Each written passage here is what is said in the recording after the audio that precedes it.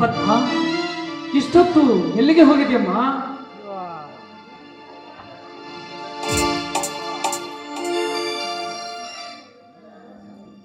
ಮಾವ, ಲಲ್ಲಿ ಹೊಡೆಯಲಿಕ್ಕೆ ಹೋಗಿದ್ದೆ. ಪದ್ಮ, ಬರುತ್ತ ನಿನ್ನ ನಾಲಿಗೆ ಹತ್ತು ಮೀರ್ತಾ ಇದೆ. ಸ್ವಲ್ಪ ಕುಡಿಯಲಿಕ್ಕೆ ನೀರಾದ್ರೂ ಕೊಡಮ್ಮ.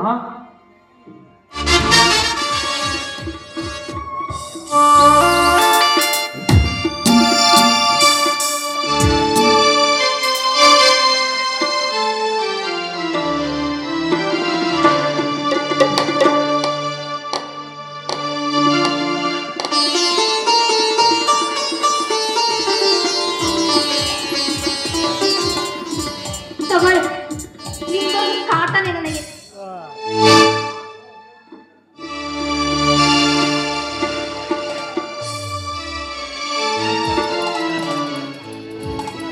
ಪದ್ಮ, ಈ ರೀತಿ ಮಾತನಾಡಲು ನಿನಗೆ ನಾಚಿಕೆ ಆಗಲಿವೆ? ಶಿವ ಶಿವ, ನಿನ್ನೆ ಯಾಕೋ ದಯಾನಂದ ನನ್ನ ಕನಸಿನಲ್ಲಿ ಬಂದನು. ಅವನ ಎಲ್ಲಿ ಅಷ್ಟು ನೋವು ಅನುಭವಿಸುತ್ತಿರುವನು.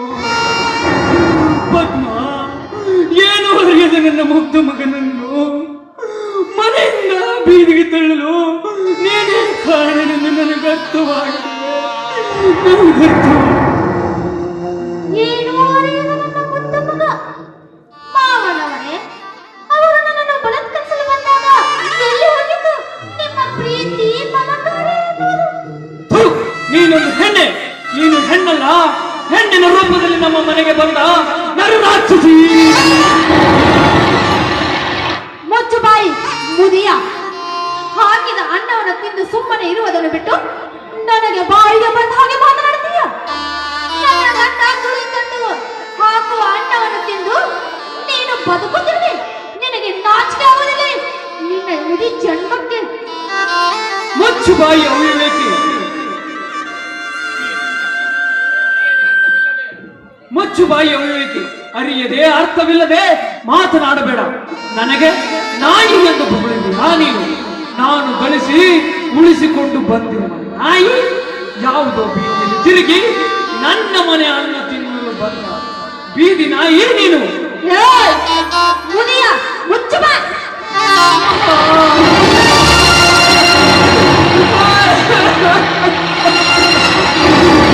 ಮೀನಾಕ್ಷಿ, ಮೀನಾಕ್ಷಿ, ನೀನು ಸತ್ತು ಸ್ವರ್ಗ ಸೇರಿ ಪಾವನಳಾದೆ, ಪಾವನಳಾದೆ. ನಾನು ಅನುದಿನವೂ ಬದುಕಿ ನರಕ ಯಾತನೆ ಅನುಭವಿಸುತ್ತಿರುವೆ. ನಾನು ನಿನ್ನಲ್ಲಿಗೆ ಬರುವೆ, ಕರೆದುಕೊಂಡು ಬಿಡು. ನನಗೂ ಬದುಕಲು ಇಷ್ಟವಿಲ್ಲ, ಬದುಕಲು ಇಷ್ಟವಿಲ್ಲ. ಅಪ್ಪಾಜಿ, ಅಪ್ಪಾಜಿ, ಹೇಗಪ್ಪಾಜಿ ಅಳಿದಿರುವಿರಿ? ಏನಾಯ್ತಪ್ಪಾಜಿ? ಯಾಕಿಲ್ಲ ಬಿಡಪ್ಪ, ಈ ಹಾಳಾದ ಕೆಮ್ಮು ಜಾಸ್ತಿ ಆಗಿದೆ. ಇಲ್ಲ ಅಪ್ಪಾಜಿ, ನೀವೇನೋ ಸತ್ಯ ಮುಚ್ಚಿಡ್ತಾ ಇದ್ದೀರಾ. ಅದೇನಂತ ಸತ್ಯ ಹೇಳಿ ಅಪ್ಪಾಜಿ. ರೀ, ನನಗೆ ಇವರಿದ್ದಾರಲ್ಲ ನಿಮ್ಮಪ್ಪ, ನನಗೆ ಸೂಳೆ ಹಾಗಂದು ಹೆಣ್ಣೆ ಅಂತ ಇಲ್ಲಿವರೆಗೂ ಮಾತನಾಡಿ ಇವಾಗ ನೀವು ಬಂದ ತಕ್ಷಣ ಅಳುವ ನಟನೆ ಮಾಡ್ತಾ ಇದ್ದಾರೆ ಇವರು. ಪದ್ಮ, ಅವರೇನು ಹಿರಿಯವರು, ಒಂದು ಮಾತನಾಡಿದರೆ ಸಹಿಸಿಕೊಳ್ಳಬೇಕು. ನೀನು ಸ್ವಲ್ಪ ಸುಮ್ಮನಿರು ಪದ್ಮ. ಕೇಳು ಧನಂಜಯ, ನಿನ್ನ ಹೆಂಡತಿಯ ಕಟ್ಟುಕತೆಯನ್ನ. ಇದ್ಯಾವುದೋ ನನ್ನ ಇದೆ, ತುಂಬಾ ನೋಡ್ತೀರಿಯಪ್ಪ, ತುಂಬಾ ನಷ್ಟ ಇದೆ. ಅದಕ್ಕೆ ಹೇಳೋದಪ್ಪಾಜಿ, ಮೈಯಲ್ಲಿ ಹುಷಾರಿಲ್ಲದಾಗ ತೋಟ ಹೊಲ ಗದ್ದೆ ಅಂತ ತುಂಬಾ ಬಡ್ದಾಡ್ತೀರಿ. ನೀವು ಮನೆಯಲ್ಲಿ ಇದ್ದು ವಿಶ್ರಾಂತಿ ತೆಗೆದುಕೊಳ್ಬೇಕಪ್ಪಾಜಿ. ವಿಶ್ರಾಂತಿ ಮಾಡ್ಬೇಕು ನೀವು. ಎಲ್ಲಿಯಪ್ಪ ವಿಶ್ರಾಂತಿ? ವಿಶ್ರಾಂತಿ ತೆಗೆದುಕೊಳ್ಳಲು ಮನಸ್ಸೊಪ್ಪ ಬೇಕಲ್ಲಪ್ಪ. ನಾನಿಲ್ಲಿ ಮನೆಯಲ್ಲಿ ಮಲಗಿದ್ದರೆ ತೋಟ ಗದ್ದೆಗಳೆಲ್ಲ ಹಾಳಾಗಿ ಹೋಗ್ತವಪ್ಪ, ಹಾಳಾಗಿ ಹೋಗ್ತವೆ. ಮಾವ, ಸಂತೈಸಿಕೊಳ್ಳಿ ಮಾವ, ಸಂತೈಸಿಕೊಳ್ಳಿ. ಏ ಮಾವ ಎಂದು ಮಾತ್ರ ಉಚ್ಚರಿಸಿದರು. ನೀನು ದೊಡ್ಡವಳಮ್ಮ, ನೀನು ದೊಡ್ಡವಳು. ನನ್ನ ಮನೆಗೆ ಸೊಸೆಯಾಗಿ ಬಂದಾಗಿನಿಂದ ನಮ್ಮ ಮನೆತನದ ಮಾನ ಮರ್ಯಾದೆ ಘನತೆ ಗೌರವ ದಿನದಿಂದ ದಿನಕ್ಕೆ ನಿನ್ನಿಂದ ಹೆಚ್ಚಾಗ್ತಾ ಇದೆಯಮ್ಮ, ಹೆಚ್ಚಾಗ್ತಾ ಇದೆ. ನೀವು ಇದ್ದಾಗಲೇ ಈ ರೀತಿ ಮಾತನಾಡುವವರು ನೀವು ಇದ್ದಾಗ ಹೇಗೆ ಮಾತನಾಡುತ್ತಾರೆ ಎಂಬುದು ನೀವೇ ಅರ್ಥ ಮಾಡಿಕೊಳ್ಳಿರಿ. ಅಪ್ಪಾಜಿ ನೀವು ಸ್ವಲ್ಪ ಸುಮ್ಮನಿರಿ. ಯಾವ ರೀತಿ ಬೇಕು ಯಾವ ರೀತಿ ಮಾತಾಡಬೇಡಿ. ಸಾರ್ಥಕವಾಯ್ತಪ್ಪ ನನ್ನ ಬದುಕು. ಹೇ ಧನಂಜಯ, ನಿನ್ನ ಹೆತ್ತ ತಂದೆಯೋ ನಾನು. ನನಗೆ ಬುದ್ಧಿ ಹೇಳುವಂತಾದೆಯೇನೋ ನೀನು? ಔಷಧಿ ತಗೊಂಡ್ರ ಅಪ್ಪಾಜಿ? ಇಲ್ಲ ಮಗು, ಇಲ್ಲ. ಬಾ, ಅಲ್ಲಿ ಒಳಗಡೆ ಅಪ್ಪಾಜಿ ಅವರ ಔಷಧಿ ಇದೆ, ತೆಗೆದುಕೊಂಡು ಬಾ.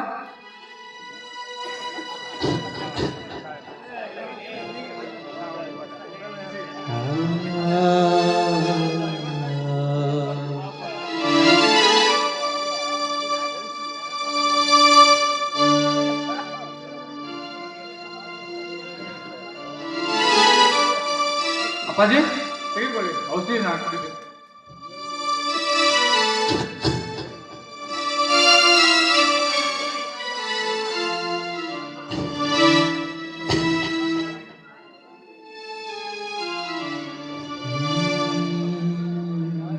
ಅಂತೂ ನನ್ನ ಪ್ರಣಯ ರಾಜ ಹೇಳಿದ ಹಾಗೆ ನಮ್ಮ ಮಾವನಿಗೆ ವಿಷಯ ಬಿರಿಸಾಯ್ತು.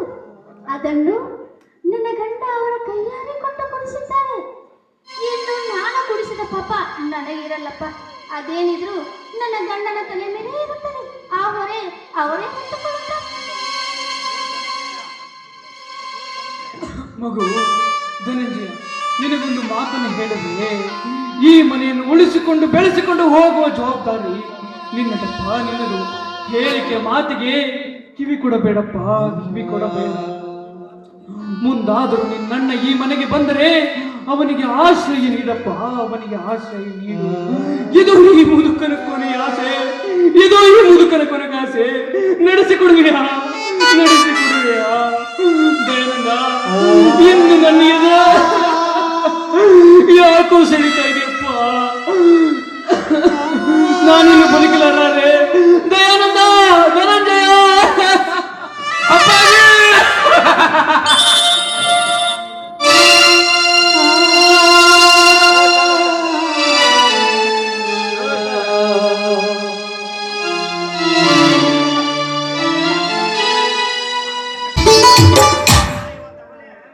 ಅಲ್ಲ, ಈ ದೌಲೆ ಆರಂಭಿಸಿದ ಅಂತ ಹೇಳಿ ನನಗೆ ಗುಳಿಗಿದ್ದ ಅಂತ ಕಳಿಸಿ ಯಾವ ದವಾಖಾನೆ ಕರ್ಕೊಂಡು ಹೋಗಿರ್ಬೇಕು ಅಂತೇಳಿ.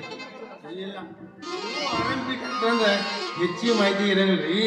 ಇವು ಹೊಟ್ಟಿ ಪಡಿಪಾಡ್ಲಿಕ್ಕೆ ಹಳ್ಳಿ ಹಳ್ಳಿಗೆ ಬಂದಿರ್ತಾವ. ಯಾವ ದವಾಖಾನೆ ಕರ್ಕೊಂಡು ಹೋಗಿರ್ಬೋದು?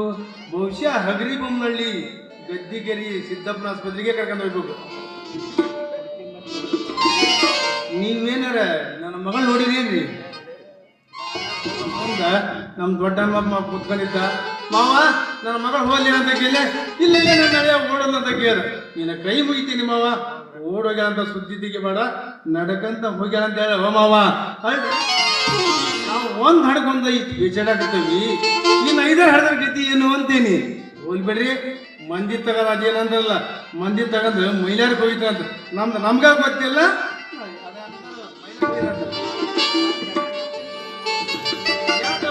ಹೋಗಿರ್ಬೋದು ಅಂತೀನಿ. ಏ ದೌಲ್ಯ, ಪತ್ತೆ ಹಸ್ತನೆ ಮಗನ ಸಿಗ್ಲಿಲ್ಲ. ನಿನ್ನೆ ಕಂಪ್ಲೇಂಟ್ ಕೊಟ್ಟು ನಮ್ಮ ಗೌಡ್ರ ದಿನೇಶ್ ಕೂಡ ನೀನು ರಿಪೇರಿ ಮಾಡ್ತಿಲ್ಲ. ಈ ರಿಕಾರ್ಡ್ ಮಾಸ್ತರ್ ಕಂಟೆ ಬಾಲ ಬರ್ತಾನೆ ಮಗ.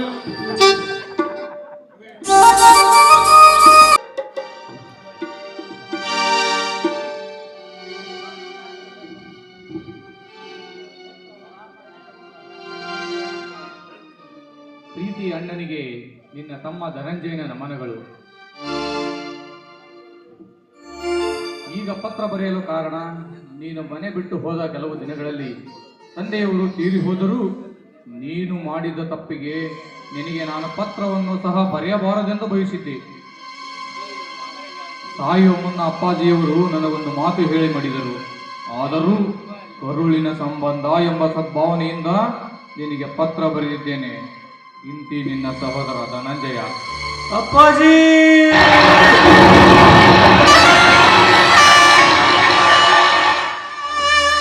ಅಪ್ಪಾಜಿ, ಚಿಕ್ಕ ವಯಸ್ಸಿನಲ್ಲಿ ತಾಯಿಯನ್ನು ಕಳೆದುಕೊಂಡು ತಪ್ಪಲಿ ಯೋಧನಕ್ಕೊಂದು ತಾಯಿಗಿಂತಲೂ ಹೆಚ್ಚಾಗಿ ಜೋಪಾನ ಮಾಡಿದರು.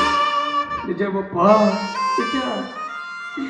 ಪಾಪದ ಹೊರೆ ಹೊತ್ತ ಮಗನ ಮುಖ ನೋಡಬಾರದೆಂದೇ ಮಡಿದು ಮಸಣ ಸೇರಿದೆಯಾ ತಂದೆ?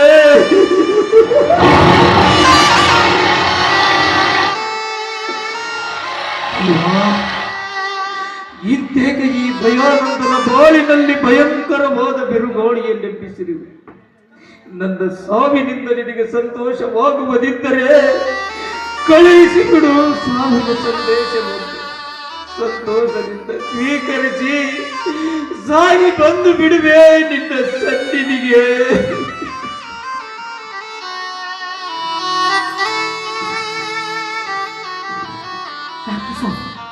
ಯಾಕೆ ಅಳುತ್ತಿರುವಿ? ಭಾರತಿ, ಅಪ್ಪಾಜಿಯವರು ಮಸಣದ ಮನೆಗೆ ಹೊರಟು ಹೋದರಂತೆ. ಭಾರತಿ ಹೊರಟು ಇದರಿಂದ ಸ್ವಾಮಿ, ಇದನ್ನೇನು ಹೇಳುತ್ತಿರುವಿರಿ ನೀವು? ನೀವೇನಾದ್ರೂ ಕನಸು ಕಾಣುತ್ತಿರುವಿರಾ? ಕನಸಲ್ಲ ಭಾರತಿ, ಮನಸ್ಸು. ತೆಗೆದು ನೋಡು ಈ ಪತ್ರವನ್ನು.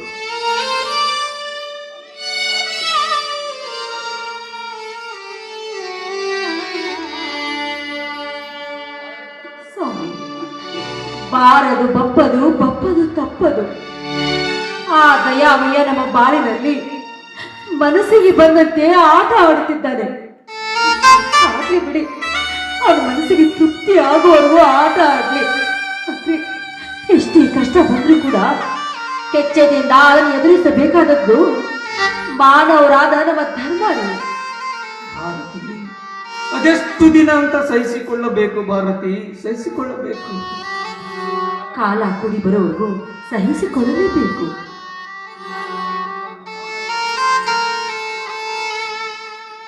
ಅಮ್ಮ, ನನಗೆ ತುಂಬಾ ಹಸಿವಾಗಿದೆ, ತಿನ್ನಲು ಏನಾದರೂ ಇದ್ರೆ ಕೊಡಮ್ಮ. ನಿನ್ನೆಯಿಂದ ಮನೆಯಲ್ಲಿ ಏನೂ ಇಲ್ಲ ಅಂದಮೇಲೆ ನಿನಗೆ ತಿನ್ನುವುದಕ್ಕೆ ಏನಂತ ಕೊಡ್ಲಿಕ್ಕಂದ? ಅಮ್ಮ, ಸ್ಕೂಲಲ್ಲಿ ಎಲ್ಲ ಹುಡುಗರು ತಿಂಡಿ ತಿನ್ನುತ್ತಿದ್ದರು. ನಾನು ಗೋಪಿ ಹತ್ತಿರ ಹೋಗಿ ತಿಂಡಿ ಕೇಳಿದರೆ ತಿಂಡಿ ತರುವಷ್ಟು ಬೇಗ ತರಿಸಿದರೆ ಸ್ಕೂಲಿಗೆ ಯಾಕೋ ಬರಬೇಕು, ಅಲ್ಲೇ ಸರ್ಕಾರಿ ಸ್ಕೂಲಿಗೆ ಹೋಗ್ಬೇಕಂದು ಹೇಳಿದಮ್ಮ. ತಿಂಡಿ ಕೊಡು ಅಂದ್ರೆ ಕೊಡ್ಲಿಲ್ಲಮ್ಮ, ಕೊಡಲಿಲ್ಲ. ಹಸಿವಾಗಿದೆ ನಿನ್ನ ಕೈಯಾರೆ ಒಂದ್ ಗ್ಲಾಸ್ ನೀರಾದ್ರೂ ಕೊಡಮ್ಮ, ಕುಡಿದು ತೃಪ್ತಿ ಪಡೆಯುತ್ತೇನೆ.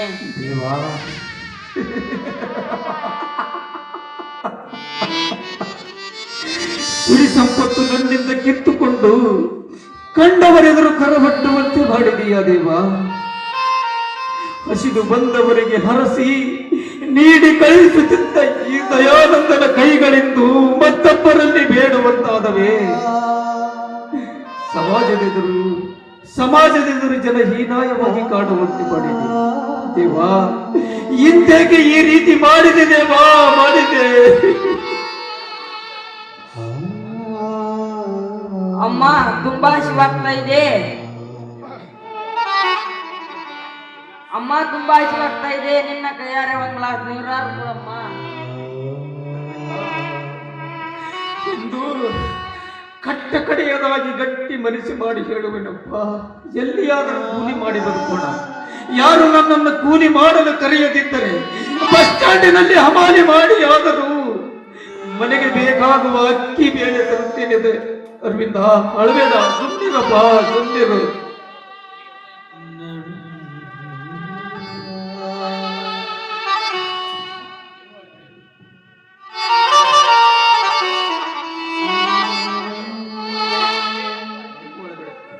ನೀವು ಅಳಬೇಡಿ ಅಪ್ಪಾಜಿ, ಇನ್ ಮುಂದೆ ನಾನು ನಿಮ್ಮನ್ನು ಏನು ಕೇಳುವುದಿಲ್ಲ.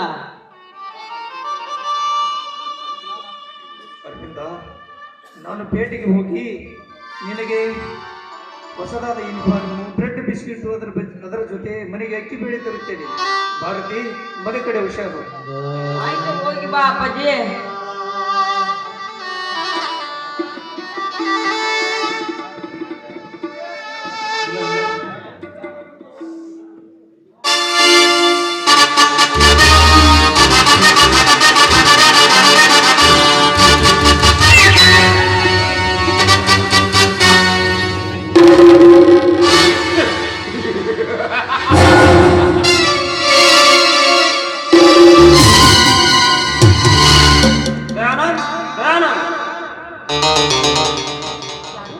ಓಹೋ, ಮಿಸ್ಟರ್ ರಜನಿಕಾಂತ್, ಯಾಕೆ ಏನಾದ್ರೂ ಕೆಲಸವಿತ್ತಾ? ನಿನ್ನ ಪತಿರಾಯರು ಮನೆಯಲ್ಲಿಲ್ಲವೇ? ಇಲ್ಲ, ಅವರು ಪೇಟೆಗೆ ಹೋಗಿ ಬರ್ತೀರಂತ ಹೇಳಿ ಹೋಗಿದ್ದಾರೆ. ಯಾಕೆ? ಸುತ್ತಿ ಬಳಸಿ ಮಾತನಾಡುವ ಅಭ್ಯಾಸ ನನಗಿಲ್ಲ ಭಾರತಿ. ಅಂದ್ರೆ ನಿಮ್ಮ ಮಾತಿನ ಅರ್ಥ? ನಿನ್ನಂತ ಮತಿವಂತಳಿಗೆ ನನ್ನ ಮಾತಿನ ಅರ್ಥವಾಗಲಾರದು ಭಾರತಿ, ಅರ್ಥವಾಗಲಾರದು. ಮನ ಬಿಚ್ಚಿ ಕೆಚ್ಚದೆ ಅಂತ ಹೇಳುವೆ ಕೇಳು. भगवान की देन है, ऐसी होती है भारती, तुम बहुत खूबसूरत हो. भगवान तुमको बहुत वर्षों से बनाया है. ಈ ನಿಮ್ಮ ಬಡತನವನ್ನು ಕಂಡು ನನಗೆ ಅಯ್ಯೋ ಪಾಪ ಎನಿಸುತ್ತಿದೆ. ರಜನಿಕಾ, ಏನಿದು ನಿಮ್ಮ ಮಾತು ಯಾಕೋ ತುಂಬಾ ವಿಚಿತ್ರವಾಗಿದೆಯಲ್ಲ, ಯಾಕೆ? ಭಾರತಿ, ತುಮ್ ಪಾಗಲ್ ಹೋ. ನೀನು ಮನಸ್ಸು ಮಾಡಿದರೆ ಅದ್ಯಾವುದಿಲ್ಲ. ನನ್ನ ಮಾತಿನ ಶಬ್ದಗಳಿಂದಲೇ ನೀನು ಅರ್ಥ ಮಾಡಿಕೊಳ್ಳಬೇಕಿತ್ತು. ನಿನ್ನ ಗಂಡ ನಿನ್ನ ಹಕ್ಕುಗಳ ಖುಷಿ ಸಂತೋಷ ಕೊಡಲಾರ. ನಾನು ನಿನಗೆಲ್ಲ ಸೌಖ್ಯ ಸೌಕರ್ಯ ಒದಗಿಸಿವೆ. ಅದಕ್ಕಾಗಿ ನೀನು ನನ್ನ ಕಡೆ ಧ್ಯಾನ ಕೊಡಬೇಕು. ಇದೇನಿದು? ಯಾಕೆ ಇವತ್ತಿಷ್ಟೊಂದು ವಿಚಿತ್ರವಾಗಿ ಮಾತನಾಡ್ತಿರ್ವಿ? ನೋಡು, ಸೀದಾ ಕುಲ್ಲ ಹೇಳ್ಬಿಡು, ಏನಾಗ್ಬೇಕು ಏನ್ ಮಾಡ್ಬೇಕು ಅಂತ. जो सुख ध्यान के साथ बांटते सुख आज से मेरे साथ बटना. ಕಂಡು ನನಗಯ್ಯೋ ಪಾಪ ಎನಿಸುತ್ತಿದೆ. ಬಾಯ್ ಸ್ವಲ್ಪ ಬೆಂಕಿ ಹಿಡಿದು ಮಾತನಾಡೋ ಬದ್ಮಾಶ್. ಯಾರು ಅಕ್ಕ ತಂಗಿ ಇಲ್ವೇನೋ? ಅರಿವಿರದ ಅವಿವೇಕತೆ ಮಾತನಾಡ್ತಿರ್ವಲ್ಲ, ಎಷ್ಟು ಧೈರ್ಯನೋ ನಿನಗೆ ಲೋಫರ್.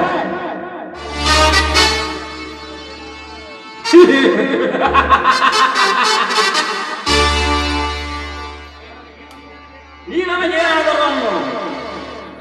ನಿನ್ನ ದೇಹದ ಸಿರಿಯಲ್ಲಿ ನಾನೊಂದಾಗಲೇಬೇಕು. ಮದುವೆ ಮಂಟಪದಿ ಮದುಮಗಳಾಗಿ ಕುಳಿತಾಗಲೇ ನಿನ್ನ ದೇಹದ ಸುರಿಯನ್ನು ಸರುವಿನ ಸರದಾರ ನಾನಾಗಬೇಕೆಂಬ ಆಸೆ ನನ್ನ ಮನದಲ್ಲಿ ಮೂಡಿತ್ತು. ಆದರೆ ಸಮಯ ಸಾಧಿಸಿ ಬರಲಿ ಎಂದು ಸುಮ್ಮನಿದ್ದೆ. ಏ ಮಿಸ್ಟರ್ ರಜನಿಕಾಂತ್, ಪದೇ ಪದೇ ನನ್ನ ಕೆನಕಲು ಬಂದಿದ್ದೆ, ಆದ್ರೆ ನಿನಗೆ ಸಾವು ತಪ್ಪಿದ್ದಲ್ಲ. ಸುಮ್ಮನೆ ಹೊರಟು ಹೋಗಲಿಲ್ಲ. ಹೋಗಲೆಂದು ಬಂದಿಲ್ಲ ಭಾರತಿ. ನದಿಗಳೆಷ್ಟು ಭಾರತಿ ಆರ್ಭಟಿಸಿ ಓಡೋಡಿ ಬಂದರು. ಕೊನೆಗೊಂದು ದಿನ ಸಾಗರ ಸೇರಲೇಬೇಕು. ಅವರಂತೆ ನೀನು ನದಿ, ನಾನು ಸಾಗರ. ನದಿ ಸಾಗರವನ್ನು ಸೇರಲೇಬೇಕಲ್ಲವೇ? ನಾಚಿಕೆ ಆಗೋದಿಲ್ವಾ ನಿನಗೆ? ನಿನ್ನ ಸ್ನೇಹಿತ ಧನಂಜಯನ ಅತ್ತಿಗೆ ನಾನು. ಅವರ ಮನೆ ಅನ್ನವನ್ನು ಸ್ನೇಹದ ಬೆಲೆ ಗೊತ್ತಾಗೋದಿಲ್ವೇನೋ ಮೂರ್ಖ. ಭಾರತಿ, ಸುಮ್ಮನೆ ಯೌವನದ ಮಕ್ಕಳಲ್ಲಿ ಅದೇ ಉಬ್ಬಿಸಿ ಮಾತನಾಡಬೇಡ. ಕಾಮದಾಹದಿಂದ ಕಂಗೆಟ್ಟು ಬಂದ ಈ ಮನ್ಮಥನಿಗೆ ನಿನ್ನ ಮನ ಮಂದಿರದ ಮರ್ಯಾದೆ ಕೊಡು. ಆ ಮುಖ ಅಕ್ಕ ತಂಗಿಯನ್ನು ಅರಿವಿಲ್ಲದೆ ಕಾಮ ಕ್ರೀಡೆ ಆಡಲು ಕರೆಯುತ್ತಿರುವೆಯಲ್ಲ, ಈ ನಿನ್ನ ಮನಸ್ಸು ಹೊಲಸು ತುಂಬಿದ ಹೊಳೆ ಅಂತೆ. ಸಮಯ ಅರ್ಥ ಮಾಡುತ್ತಾ ಹೋದರೆ ನಾ ಕಳಿಸುವೆ ನಿನ್ನ ಯಮ ಸದನಕ್ಕೆ.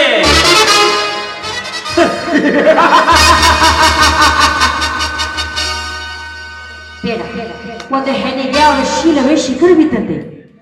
ಪದೇ ಪದೇ ನನ್ನನ್ನು ಕೆಣಕುವುದು ತರವಲ್ಲ. ಬಿಟ್ಟು ಬಿಡು ನನ್ನನ್ನು. ಮಹಾಪ್ತಿಯಲ್ಲಿ ಬಿರುಗಾಳಿಗೆ ಹೇಳುವ ಅಬ್ಬರದ ಅಲೆಗಳಂತೆ ನನ್ನ ಕಾಮ ಎಂಬ ಸಮುದ್ರದಿ ಆಸೆಂಬ ಅಲೆಗಳು ಸದಾ ನಿನ್ನ ಮೆಲನಕ್ಕಾಗಿ ಹಾತೊರೆಯುತ್ತಿವೆ. ಅನುದಿನ ನಿನ್ನ ಮೆಲನಕ್ಕೆ ಅಭಿನಯಿಸಿದ್ದೇನೆ. ವಿನಯದಿಂದ ಕೇಳುವೆ, ನನ್ನ ಮಾತನ್ನು ಕಡೆಗಾಣಿಸಬೇಡ.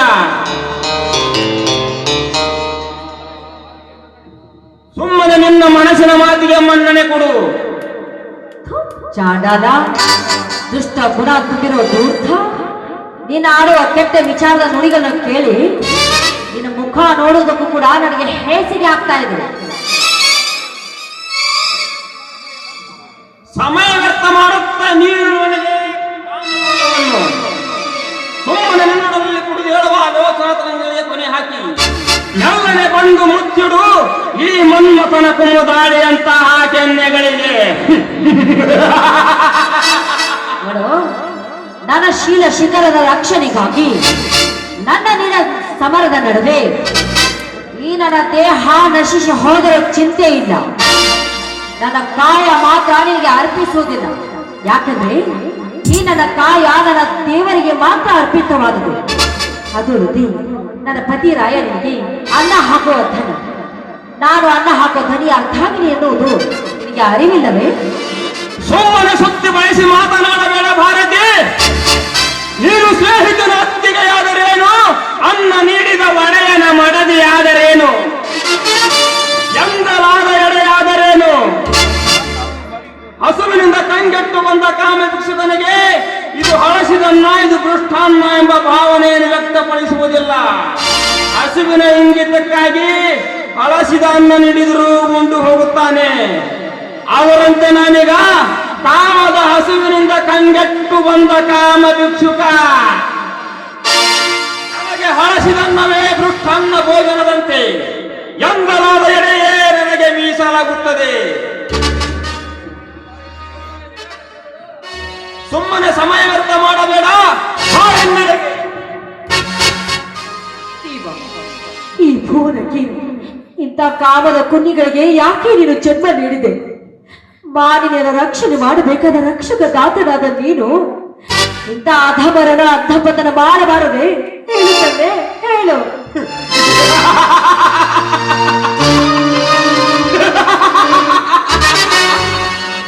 ದೇವರನ್ನೇಕೆ ನಂದಿಸಿ ಮಾತನಾಡವಿ ಭಾರತಿ? ದೇವರು ದೇವತೆಗಳೇನೇ ರಚಿತರಲ್ಲವೇ?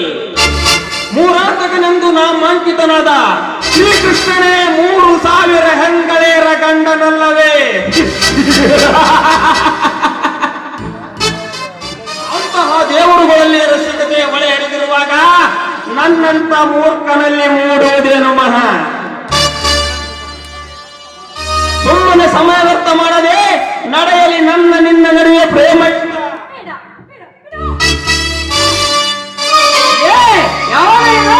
ನನ್ನ ತಾಯಿಯನ್ನ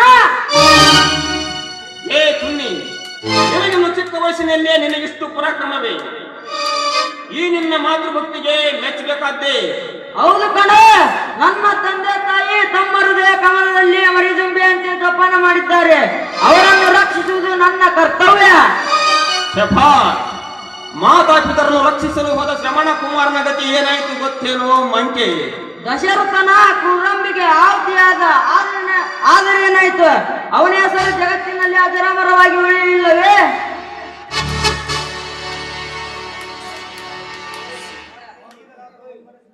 ಭಾರತಿ, ಈಗಲಾದರೂ ಮನಸ್ಸಿನಿಂದ ಒಂದಾಗು ಬಾ.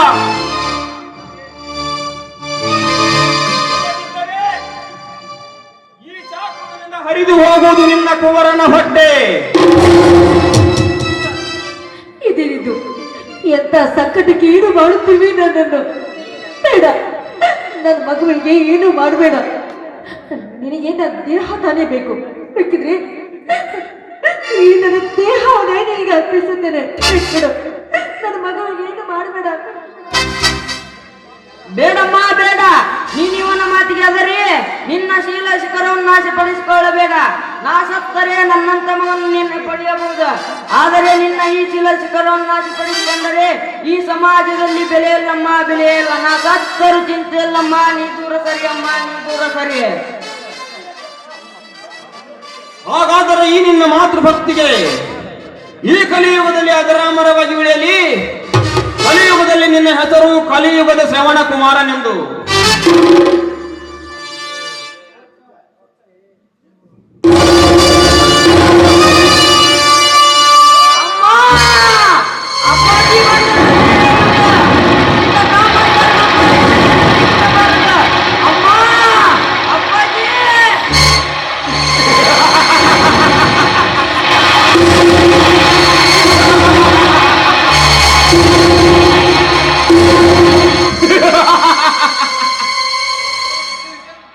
ಹಲೋ ಸರ್, ದಯಾನಂದರ ಮನೆಯಲ್ಲಿ ಕೊನೆಯಾಗಿದೆ. ಏನ್ ಸರ್, ಸ್ಟೇಷನ್ಗೆ ಬರ್ಬೇಕಾ? ಓಕೆ ಸರ್, ಬನ್ನಿ.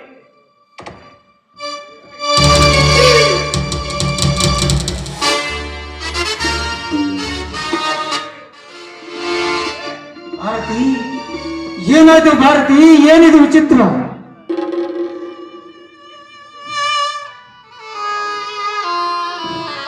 ಹೌದು, ನೀವು ಪೇಟೆಗೆ ಹೋದ್ಮೇಲೆ ಆ ರಜನಿಕಾಂತ ನಿಮ್ಮನ್ನು ಕೇಳುತ್ತಾ ಬಂದು ನನ್ನನ್ನು ಬಲಾತ್ಕಾರ ಮಾಡಲು ಬಂದ. ಅದಕ್ಕೆ ನಾನು ಆತಂಕ ನೀಡಿದರಿಂದ ನನ್ನ ಕಂದ ಅರವಿಂದನಿಗೆ ಚಾಕುವಿನಿಂದ ಹಿಡಿದು ಪರಾರಿಯಾಗಿ ಹೊರಟಿದ್ದಾರೆ.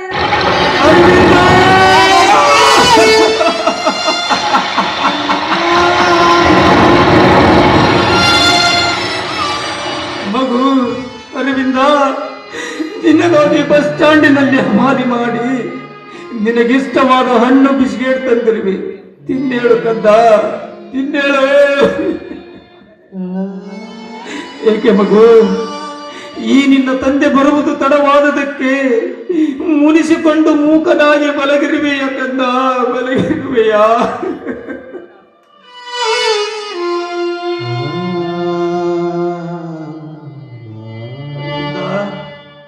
ಅಪ್ಪಾಜಿ, ನನಗೆ ಹೊಸದಾದ ಯೂನಿಫಾರ್ಮ್ ತೆಗೆದುಕೊಂಡು ಬಾ ಅಂತ ಹೇಳಿದ ನೀನು ನಾ ತಂದ ಹೊಸ ಬಟ್ಟೆಯನ್ನು ಧರಿಸಿಕೊಂಡು ಸ್ಮಶಾನಕ್ಕೆ ಹೊರಟು ಹೋಗುವನೆಂಬುದನ್ನು ಖಚಿತಪಡಿಸಿಕೊಂಡೇ ಕಳಿಸಿದೆಯಾ ಈ ನಿನ್ನ ತಂದೆಯನ್ನು?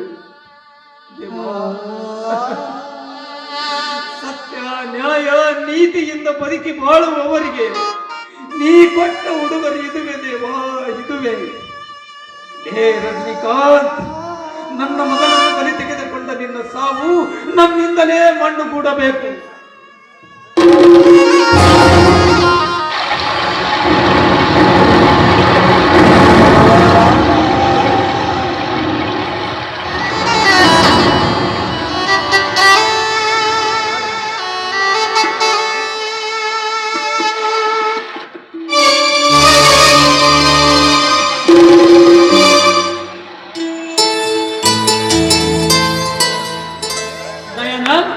ಏನು ಮಾಡುತ್ತಿರುವಿರಿ?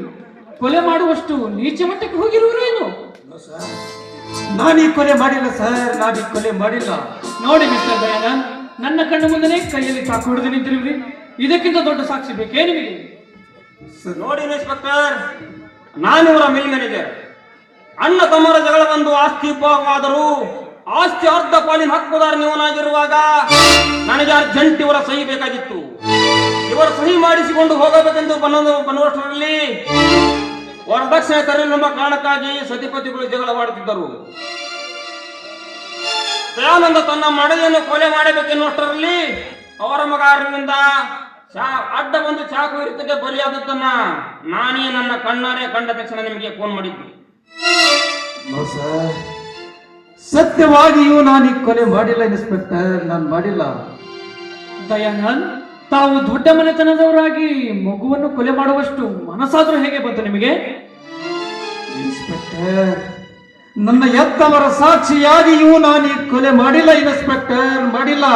ನೋಡಿ ಮಿಸ್ಟರ್ ದಯಾನಂದ್, ನೀವೇನೇ ಸತ್ಯ ಹೇಳುವುದಾದರೂ ನಾವು ಅದನ್ನು ಒಪ್ಪುವುದಿಲ್ಲ. ನೀವು ಸತ್ಯವನ್ನೇ ಹೇಳುವುದಾದರೆ ನ್ಯಾಯಾಲಯದಲ್ಲಿ ಬಂದು ಹೇಳಿ ಅಷ್ಟೇ.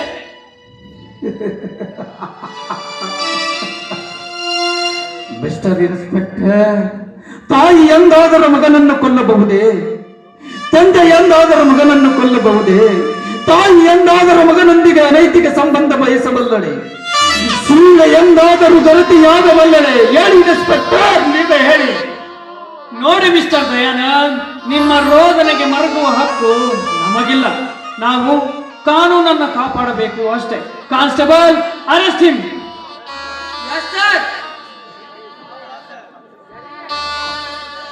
ರಜನಿಕಾಂತ್, ದೇವರ ದಯೆಯಿಂದ ನಾನು ನ್ಯಾಯಾಲಯದಲ್ಲಿ ನಿರಪರಾಧಿಯಾಗಿ ಎಂದು ಬಿಡುಗಡೆಯಾಗಿ ಬಂದ ಮರುದಿನವೇ ನಿನ್ನ ಸಾವು ನನ್ನ ಕೈಯಲ್ಲಿ.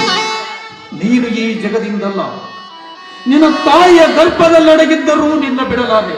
ಇದು ಸತ್ಯ, ಸತ್ಯ, ಸತ್ಯ, ಬರೀ ಸತ್ಯವಲ್ಲ. ನನ್ನ ಎತ್ತವರ ಮೇಲಾಣೆ, ಮಡಿದು ಮಲಗಿರುವ ನನ್ನ ಮಗನ ಮೇಲಾಣೆ. ನನ್ನ ಮಗನನ್ನು ಬಲಿ ತೆಗೆದುಕೊಂಡ ನಿನ್ನ ಗಂಟನ್ನು ಹರಿದು ನಿನ್ನ ಬಿಸಿನೆತ್ತರು ಕುಡಿಯದಿದ್ದರೆ ನನ್ನ ಹೆಸರು ದಯಾನಂದನೇ ಅಲ್ಲ.